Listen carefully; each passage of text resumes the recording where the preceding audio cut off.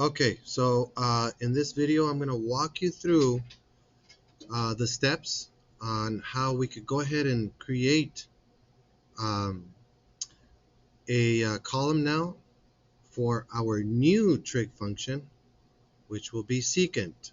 Okay, so I know we graphed tangent, we've graphed sine, we've graphed cosine, and now we also graphed cotangent.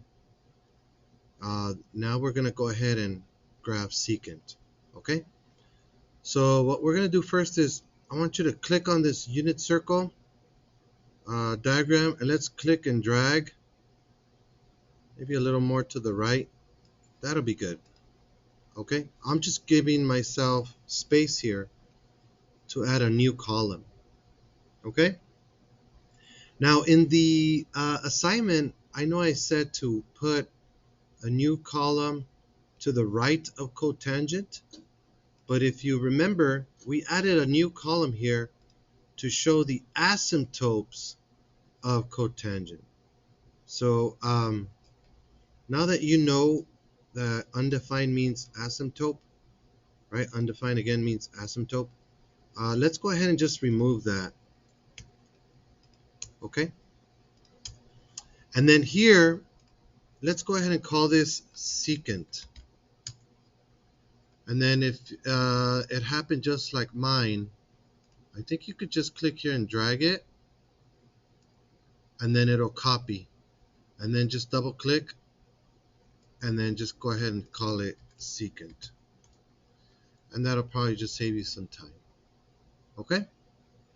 All right, so now, what did we say we were going to do for secant? Well, in our previous steps in our assignment, we went ahead and defined secant in terms of cosine, right? And so here we're going to say that secant, just double click here, and we're going to say that it is 1 divided by the cosine. All right, so again, the secant is 1 over cosine.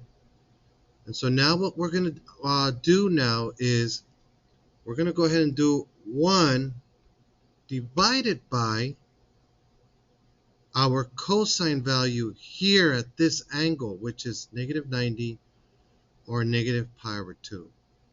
Okay, so what is the cosine value here? I'm going to click on this one, right? And I'm going to just highlight and copy, and then I'll just go ahead and paste it, and then press enter. Okay, notice that here for my example, it just did it as 1/0. So let's try putting an equal sign before it. 1 divided by 0, and then press enter. Okay, perfect. That's what we want.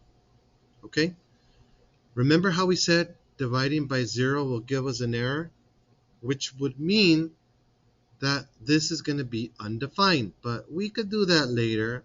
We could just leave it as is. Okay, let's start with the next cell, which is our H7 cell in my case. Again, I'm going to double click. I'm going to say this is equal to 1 divided by, and again, I'm going to choose my cosine value, which is here, 0.5. So I'm going to click 0.5 and then press enter.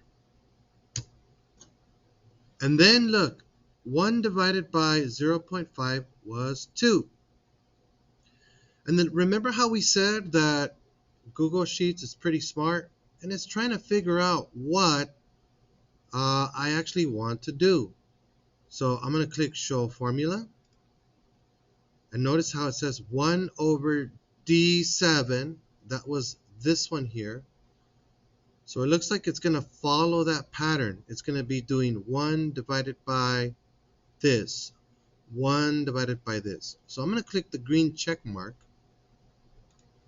to confirm, but then I want to make sure that my data here actually is what I want. So how do we check the formula? I'm going to go to the next cell and double click. And notice that it says it's 1 divided by D9, which is exactly what I want. So I'm going to press enter. I'll check a few more. I'm going to double click here. 1 divided by D10. Notice that it's highlighted. Press enter. I'll do a couple more. I'm going to double click this one. 1 divided by D11. So it looks like Google Sheets knew exactly what I wanted to do, right? Okay, perfect. So now that we did this, I want you to come back to the divide by 0, and let's just change that to undefined. And then let's find the others. Here's another. Click on it, undefined. ¿Verdad? There's one more to go. Click on it, undefined. Press enter. Okay? All right, very good. So now that we went ahead and we created our new column, we titled it secant. We wrote down the equation, right, or the identity that we had identified in the previous steps of our assignment, which was 1 over cosine.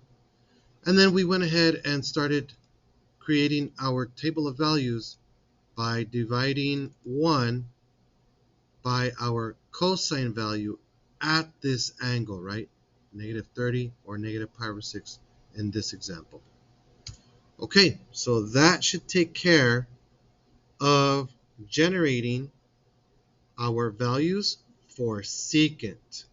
Okay, in the next video, we'll talk about what we're going to do with these values now on Desmos to be able to graph secant now. Okay? All right. Hopefully this video helped.